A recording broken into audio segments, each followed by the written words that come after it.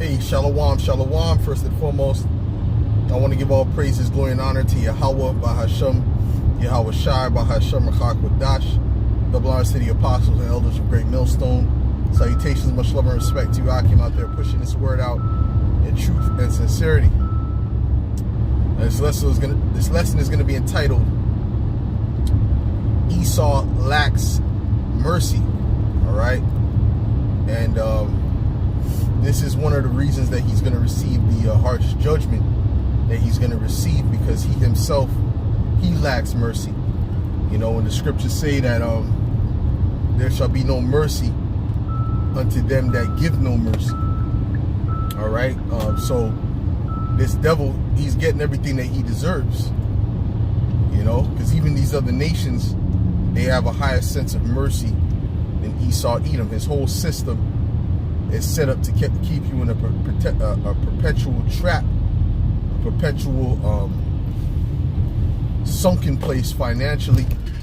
You know, the debt system, right? He wants you to constantly be in debt. You know what I mean? And there's no year of jubilee for this devil, right? Because we had something called a year of jubilee, which was a time period. There was two jubilees. There was one every 7 years, and then there was one every 50th year. And that was a time to, you know, relieve debt, you know, to return back lands and things of that nature. But Esau Edom doesn't have anything like that, because he doesn't show mercy. All right?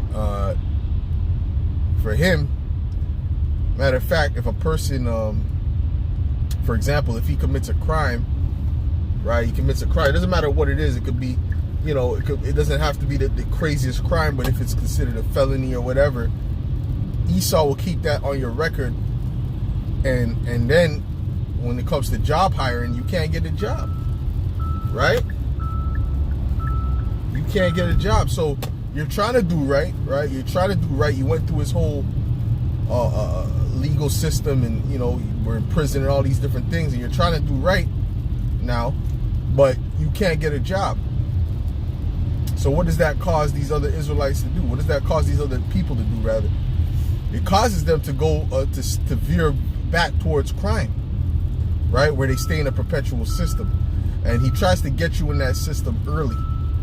Okay? He tries to get you in that system real early, real young. You know, when Jake is young, if he steals a chocolate bar, he'll put him, you know, he'll put a record on him for stealing a chocolate bar or a soda pop. You know what I mean? And that way that stays with him. You know, and that could be a stain on his record, you know, because Esau doesn't show mercy. The police, they don't show mercy. They're not there to show mercy. They're there as agents of oppression, you know. And if you haven't dealt with the police a lot, right, then all you got to do is watch the videos, man. You know, I've dealt with the police in the past, you know, and you know, even now, you know what I mean. And you know, dealing with traffic stops and things like that, it's not like how it was in the past, obviously. But the thing is that these devils, they don't show mercy. They're not into showing mercy. Okay, there was one cop I seen that showed real mercy. You know what I mean? In a scenario when I was younger. And that cop was a Jake, you know, that was a Levite cop. That wasn't no, well, actually, I don't know if he was Levi, but he was a Jake cop. He was a Jake cop. I don't know what tribe he was from, actually. I can't say he was Levi.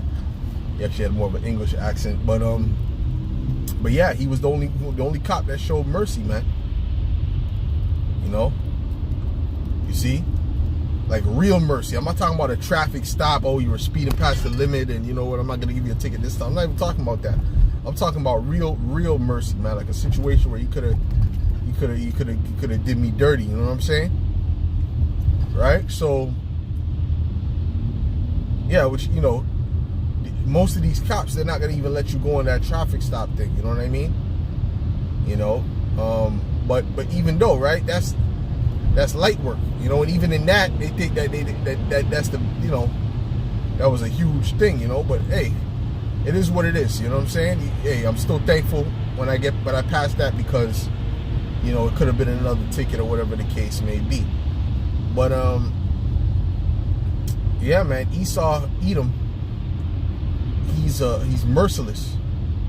He's very merciless. Look at how he dealt with the tribe of Gad and the northern kingdom when he came over here to take this land. Look at how he dealt with us when it came to slavery. It was a very merciless. He had very merciless behavior. You know, you had Jakes that would beg for their life while they were hanging, and they were chopping off their limbs while they were alive. Like, please just put me to death. And they'd say, no, fuck you. And they'll just keep them alive and shit. Right? And then they would like chop off, I don't remember what it was. I think it was chop off their members, like a certain, I don't remember what it was. It's like they chopped off their members so that they couldn't make it into heaven. Like Esau was doing that type of shit. Like, because they believed that if they chopped off a particular type of member, that they wouldn't make it into heaven or something mad. So that's beyond hate, man. That's like, yo, there has to be a word beyond hate for that. Like, you know what I mean? Like, you're trying to put a dude to death, but then you're trying to make sure he doesn't make it to heaven. You're trying to make sure, because in their mind, you know, there was a heaven and a hell where you burn forever. They wanted him to burn forever too. So this devil is just he's a sick, twisted, sadistic devil that likes to see people suffer. And this is hence this rulership. This is hence the dystopian society that is being built, because this is what these Edomites like. And Esau will tell you, oh yeah, it's the rulers, it's not all of us. No, this is the spirit of the Edomites. You can put any group of Edomites in power, it's only going to be wickedness and oppression that comes from that rulership. Because the Edomites are not right. They're not fit to rule. They are not the true aristocracy, man. You understand? Right? But us as a people, the Israelites as a people, we're naturally a merciful people. Right? It shows, like, I always bring back up now the killers of the flower moon. That scene where that Edomite was begging him to buy some of his material because he was hungry, he was poor. Please, he got on his knees and begged, right? And the Gadites looked at him with pity and said, "Okay, yeah, we're gonna buy a few," because you know the Gadites were wealthy in that region of Oklahoma, right? They were wealthy, you know, because Esau thought it was a no man's land, so he told he basically banished back to that land, and come to find out there was oil on that land, and then Esau came back trying to weasel his way in there so he could steal the oil from them, and that's you know, the money from them, and that's how Esau operates, you know, and that's why you should never trust your enemy. But and we don't deal with no goddamn Jesus, man. Jesus is not the name of the Lord, man. The name of the Lord is Yahweh Shai, man. You guys got to get it right. Jesus is the name of another God. That's not the son of the Heavenly Father in the Bible. Okay, you go back to the ancient world, you speak about the name Jesus, all right? That's not his name, okay? You would get no response, right?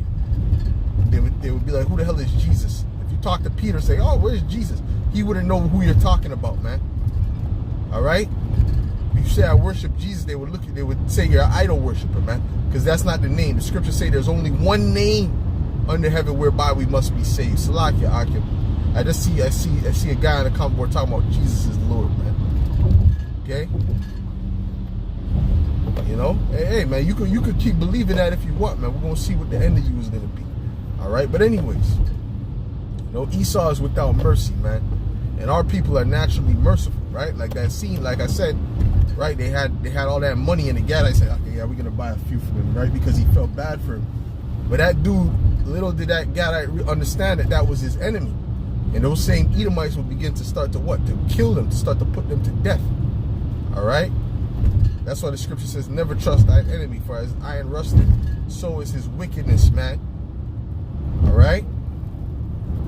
You're supposed to help out your enemy. Okay? Not the enemy of the other nations. Right? I mean, if you do certain things for the enemy, whatever, you could, hey, listen, if you want to do certain things for the enemy, you got to know what you're doing.